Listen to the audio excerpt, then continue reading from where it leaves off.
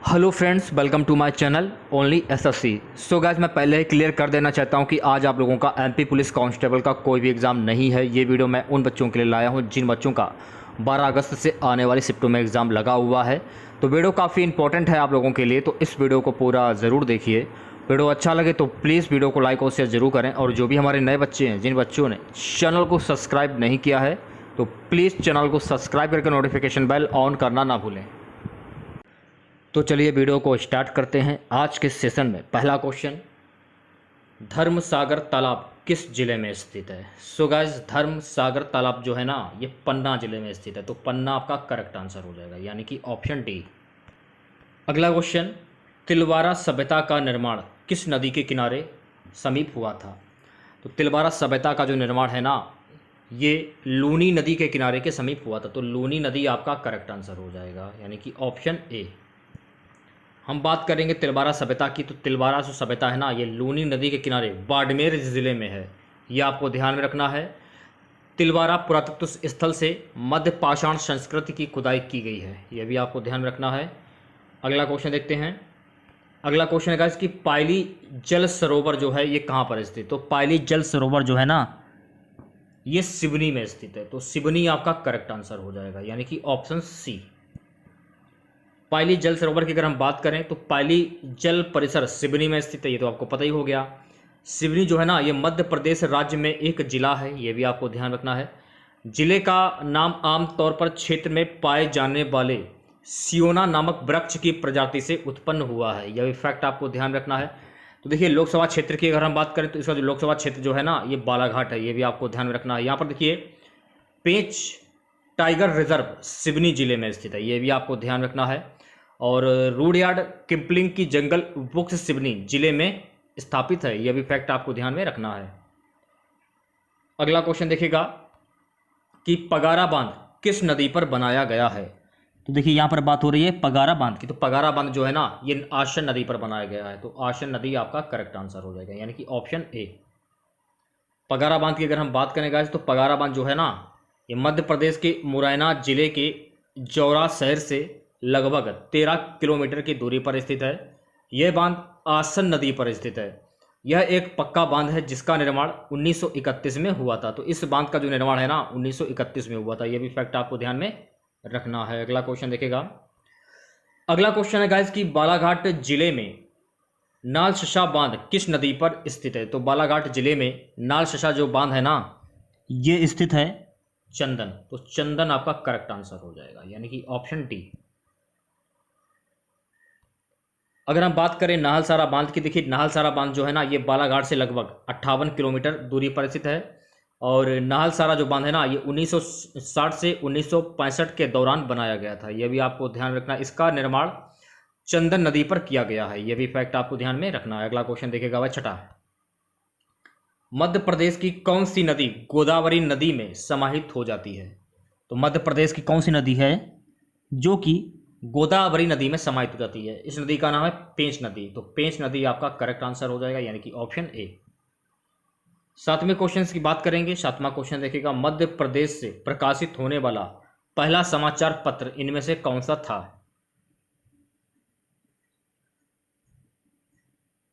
देखिए, मध्य प्रदेश से प्रकाशित होने वाला पहला जो समाचार पत्र था ना, इसका नाम था साप्ताहिक ग्वालियर अखबार। तो साप्ताहिक ग्वालियर अखबार आपका करेक्ट आंसर हो जाएगा, यानी कि ऑप्शन सी।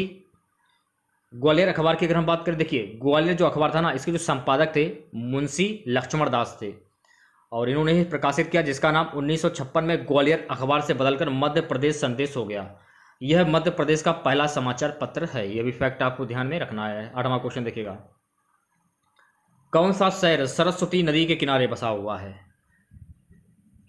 इंदौर शहर जो है ना, ये सरस्वती नदी के किनारे बसा हुआ है। तो इंदौर आपका करेक्ट आंसर हो जाएगा, यानी कि ऑप्शन ए। नवा क्वेश्चन देखेगा। नवा क्वेश्चन हमारा है कि मध्य प्रदेश की वह नदी जिसे पावन नाम से जाना जाता है, वह कहाँ से उद्गमाई हुई है? ये कहाँ से उद्मित हुई है, ये क्वेश्चन में पूछा जा रहा है। तो ये जो नदी है ना, ये सतना से उद्मित हुई है। तो सतना आपका करेक्ट आंसर हो जाएगा, यानी कि ऑप्शन नंबर बी। सतना नदी की अगर हम बात करें, सतना भारत के मध्य प्रदेश राज्य का एक जो शहर है, ये सतना जिले के मुख्यालय के रूप में कार्य करता है। यह राज्य का 7वां सबसे बड़ा शहर और 8वां सबसे अधिक आबादी वाला शहर है। तो सतना शहर की मैं बात कर रहा हूँ और यह शहर राज्य की राजधानी भोपाल से 500 किलोमीटर पूर्व में है। यह शहर 111.9 वर्ग किलोमीटर की भूमि क्षेत्र में फैला हुआ है। यह भी आपको ध्यान में रखना है। 10वां क्वेश्चन देखिएगा। 10वां क्वेश्चन है कि रूपा नदी पर निर्मित चंपलेश्वर बांध मध्य प्रदेश के किस जिले में है? तो रूपा नदी पर निर्मित चंपलेश्वर जो बांध है ना, ये मध्य प्रदेश के नीमच जिले में है। तो नीमच आपका करेक्ट आंसर हो जाएगा, यानी कि ऑप्शन डी। सो गाइस 11वां क्वेश्चन हमारा है कि भारत का नियाग्रा जलप्रपात को कहा जाता है। तो भारत का नियाग्रा जलप्रपात को क्या कहा जाता है? सो गाइस इसे कहा जाता है चित्रकूट जलप्रपात। तो चित्रकूट जलप्रपात आपका करेक्ट आंसर हो जाएगा, यानी कि ऑप्शन डी। देखिए इसका नाम होता है चित्रकूट जलप्रपात। ठीक है, थोड़ा सा मिस्टेक हो गया है, इसको सुधार कर लीजिएगा आप लोग। चित्रकूट नहीं होगा, चित्रकोट होगा। तो देखिए चित्रकूट जलप्रपात को भारत का नियाग्रा जलप्रपात कहा जाता है। चित्रकूट जलप्रपात छत्तीसगढ़ का सबसे बड़ा और सबसे अधिक जल भराव वाला जलप्रपात है। यह भी आपको ध्यान रखना है। यह बस्तर संभाग का प्रमुख जलप्रपात माना जाता है। यह भी फैक्ट आपको ध्यान में रखना है। जगदलपुर से जुड़ा होने के कारण यह एक प्रमुख पिकनिक स्थल के रूप में भी ख्याति प्राप्त कर चुका है। घोड़े के पैरों के समान आकार के कारण इस जलप्रपात को भारत का नायग्रा भी कहा जाता है। यह भी फैक्ट आपको ध्यान में रखना है। 12वें क्वेश्चन की हम बात करेंगे। सो गाइस 12वां क्वेश्चन हमारा कि रान्हे जलप्रपात मध्य प्रदेश में किस नदी पर स्थित? तो रान्हे जलप्रपात जो है ना गाइस, ये जो है ना केन नदी पर स्थित है। तो केन आपका करेक्ट आंसर हो जाएगा, यानी ऑप्शन नंबर सी। रान्हे जलप्रपात की अगर हम बात करें तो रान्हे जलप्रपात मध्य प्रदेश में केन नदी पर स्थित है। रान्हे जलप्रपात भारतीय राज्य मध्य प्रदेश में खजुराहो में केन नदी पर स्थित एक प्राकृतिक जलप्रपात है। रान्हे जलप्रपात को 2017 के लिए सर्वश्रेष्ठ अवकाश पुरस्कार से सम्मानित किया गया। ये भी फैक्ट आपको ध्यान रखना है। और मध्य प्रदेश में प्रसिद्ध जो जलप्रपात हैं इनके बारे में जान लीजिए।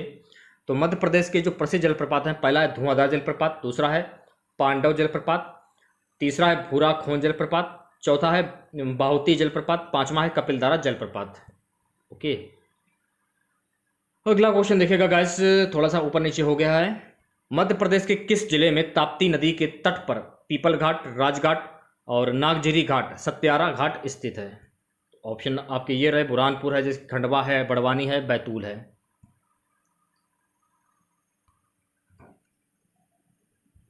बुरहानपुर आपका करेक्ट आंसर हो जाएगा, यानी कि ऑप्शन ए। 14वां क्वेश्चन देखिएगा गाइस, शहद और सरसों उत्पादन के लिए कौन सा जिला प्रसिद्ध है? तो शहद और सरसों उत्पादन के लिए है ना मुरैना जिला प्रसिद्ध है। तो मुरैना आपका करेक्ट आंसर हो जाएगा, यानी कि ऑप्शन ए। मुरैना की अगर हम बात करें, देखिए मुरैना भारतीय राज्य मध्य प्रदेश में एक जिला है। ये चंबल घाटी में मध्य प्रदेश की उत्तर पश्चिमी सीमा पर स्थित है। यह भी फैक्ट आपको ध्यान रखना है। यह अपने सरसों और शहद उत्पादन के लिए प्रसिद्ध है। यह राज्य में शहद का उच्चतम उत्पादक है। यह भी आपको ध्यान रखना है। यह राज्य के कुल उत्पादन के 27% के हिस्से के साथ सरसों का उत्पादन भी करता है।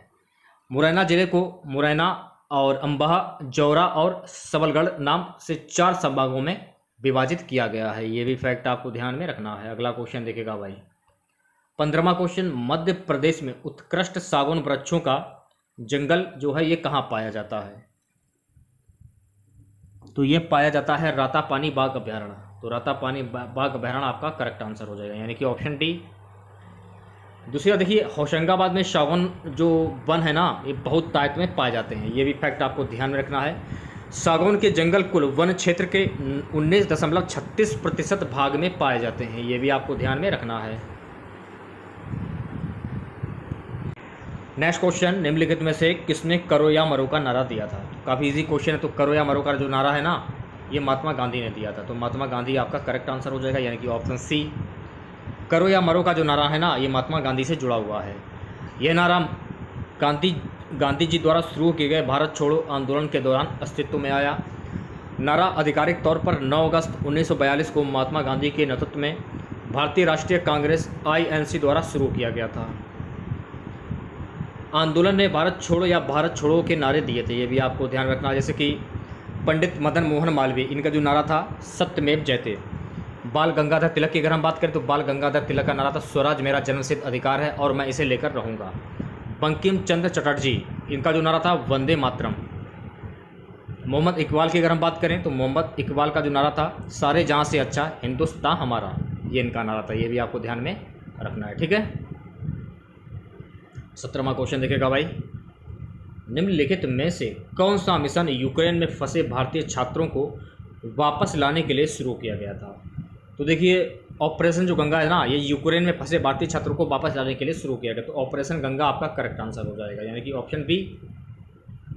इस ऑपरेशन की अगर हम बात करें यानी कि ऑपरेशन गंगा, भारत सरकार ने ऑपरेशन गंगा नाम से एक बहुआयामी पहल शुरू की है। ये उन सभी भारतीय नागरिकों को वापस लाने के लिए एक निकासी मिशन है जो वर्तमान में यूक्रेन में फंसे हुए थे। मिशन उद्देश्य की अगर हम बात करें तो देखिए मिशन जो है पहला आपका वंदे मातरम। ये जो मिशन था ये 2020 में ये मिशन चलाया गया था। जब दुनिया में कोविड-19 महामारी फैली तो केंद्र ने विदेशों में फंसे भारतीय नागरिकों को वापस लाने के लिए वंदे मातरम मिशन की शुरुआत की थी। ये आपको ध्यान रखना है।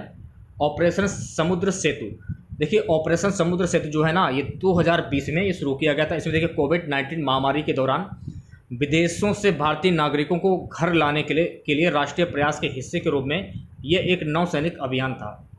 ऑपरेशन राहत, देखिए ऑपरेशन जो राहत था ना ये 2015 में शुरू किया गया था और इसका मकसद क्या था। ऑपरेशन राहत के तहत भारत में यमन से लगभग 5,600 लोगों को निकाला था। ये भी आपको ध्यान में रखना है। अगला क्वेश्चन देखेगा 18वां question, global investors summit 2023 Madhya Pradesh में निम्नलिखित में से किस स्थान पर आयोजित की गई थी। इंदौर में आयोजित की गई थी, तो इंदौर आपका करेक्ट आंसर हो जाएगा, यानी कि option C. 19वां question, Madhya Pradesh की पहली विधानसभा के अध्यक्ष कौन थे। तो मध्य प्रदेश की पहली विधानसभा के जो अध्यक्ष थे ना कुंजीलाल दुबे, तो कुंजीलाल दुबे आपका करेक्ट आंसर हो जाएगा, यानी कि ऑप्शन बी। पंडित कुंजीलाल दुबे ने 1956 में मध्य प्रदेश विधानसभा के प्रथम अध्यक्ष के रूप में 1967 में राज्य के वित्त मंत्री के रूप में कार्य किया था और भारतीय अंतर विश्वविद्यालय बोर्ड के अध्यक्ष भी थे। ये भी आपको ध्यान में रखना है। वह रानी दुर्गावती विश्वविद्यालय के शुरुआती कुलपति और नागपुर विश्वविद्यालय के प्राचार्य थे। ये भी फैक्ट आपको ध्यान रखना है। देखिए कुंजीलाल दुबे जो है ना इनका जन्म 18 मार्च 1896 को हुआ था और इनकी जो मृत्यु है ना 2 जून 1970 को हुई थी। एक भारतीय स्वतंत्रता सुधारक, वकील, शिक्षाविद और मध्य प्रदेश के विधायक थे। 1946 और 1952 में वे 2 बार मध्य प्रदेश विधानसभा के सदस्य के रूप में चुने गए थे। ये भी आपको ध्यान में रखना है। 20वें क्वेश्चन की हम बात करेंगे, जादू नामक पुस्तक के लेखक का नाम बताइए जो अनुभवी लेखक गीतकार जावेद अख्तर पर लिखी गई पुस्तक है। अरविंद मंडलोई, तो अरविंद मंडलोई आपका करेक्ट आंसर हो जाएगा, यानी कि ऑप्शन डी। 21वां क्वेश्चन गाइस, डूरंड कप का 130वां संस्करण जो है ये कहाँ पर आयोजित किया गया था। ये आयोजित किया गया था कोलकाता में, तो कोलकाता आपका करेक्ट आंसर हो जाएगा, यानी कि ऑप्शन बी। डूरंड कप की अगर हम बात करें तो डूरंड कप फुटबॉल टूर्नामेंट का 130वां संस्करण 5 सितंबर से 3 अक्टूबर 2021 तक कोलकाता में आयोजित होने वाला है। टूर्नामेंट में देश भर की 16 टीमें भाग लेती हैं जिसमें 4 सेवा क्षेत्र से संबंधित होंगी। डूरंड कप दुनिया का तीसरा सबसे पुराना और एशिया का सबसे पुराना फुटबॉल टूर्नामेंट है। यह पहली बार 1888 में हिमाचल प्रदेश के डगसाई में आयोजित किया गया था। ये भी फैक्ट आपको ध्यान में रखना है। अगला क्वेश्चन देखिएगा। अगला क्वेश्चन क्या है कि आर्य कबीलों की सबसे पुरानी बस्तियां कहाँ थीं। तो आर्य कबीलों की जो सबसे पुरानी बस्तियां थीं सप्त सिंधु में थी, तो सप्त सिंधु आपका करेक्ट आंसर हो जाएगा, यानी कि ऑप्शन डी।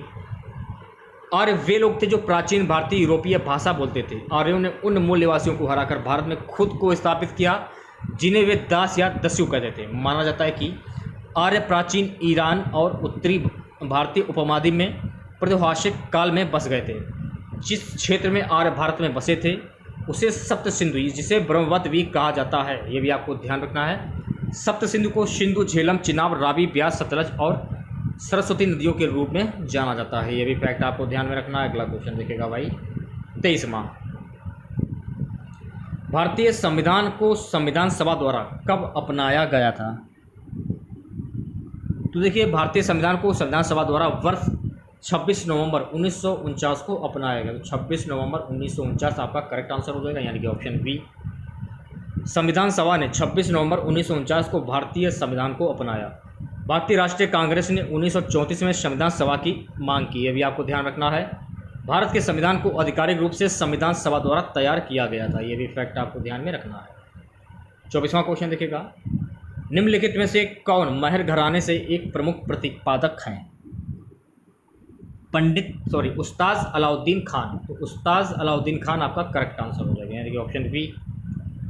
बात करेंगे उस्ताद अलाउद्दीन खान की, तो देखिए, उस्ताद अलाउद्दीन खान एक बंगाली सरोद वादक और बहुवादक और संगीतकार थे।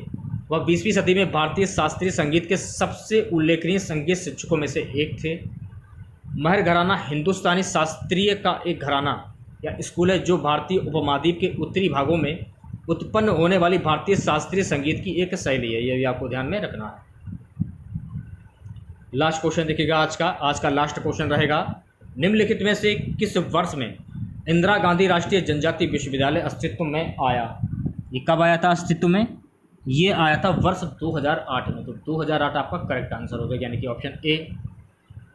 इंदिरा गांधी राष्ट्रीय जनजातीय विश्वविद्यालय अनूपपुर जिले के अमरकंटक में स्थित है, ये आपको ध्यान रखना है। इसकी स्थापना इंदिरा गांधी राष्ट्रीय जनजातीय विश्वविद्यालय अधिनियम 2007 के तहत की गई थी। इसकी आधारशिला जो है ना 2008 में रखी गई थी, यह भी फैक्ट आपको ध्यान में रखना है।